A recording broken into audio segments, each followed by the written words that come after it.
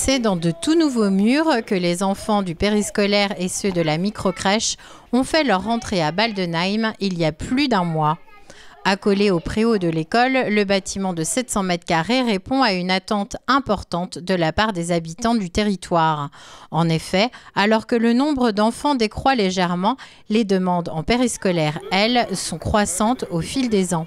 Cette compétence des périscolaires est une compétence particulièrement importante parce qu'elle fait partie de l'attractivité de notre territoire et nous avons décidé au niveau de notre politique générale de la communauté de communes de doter et d'élargir ces accueils dans les différentes communes, dans les différents périscolaires mais aussi les microcrèches.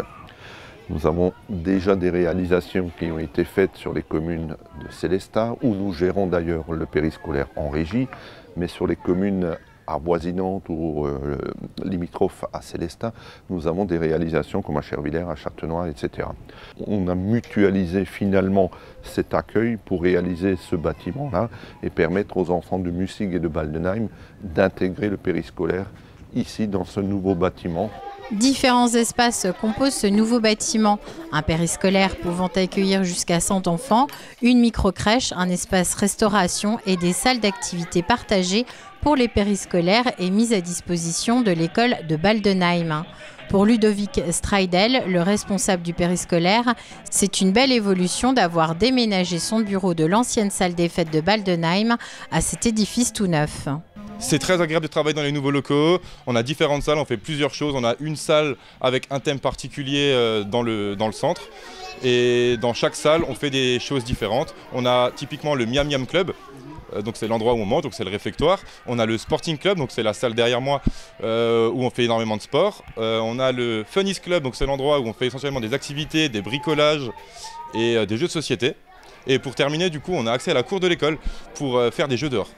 Des espaces bien pensés à l'intérieur desquels il devrait faire bon vivre. Sur ce bâtiment, on est à la pointe du progrès, c'est-à-dire qu'il est extrêmement bien isolé, il fait doux dans cette pièce.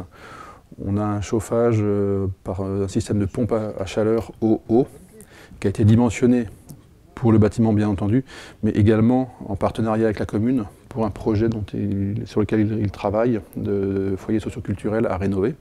Donc on pourra chauffer et ce bâtiment et le foyer socioculturel. On y a aussi adjoint des panneaux photovoltaïques permettant d'optimiser en fait, le rendement d'un point de vue électrique.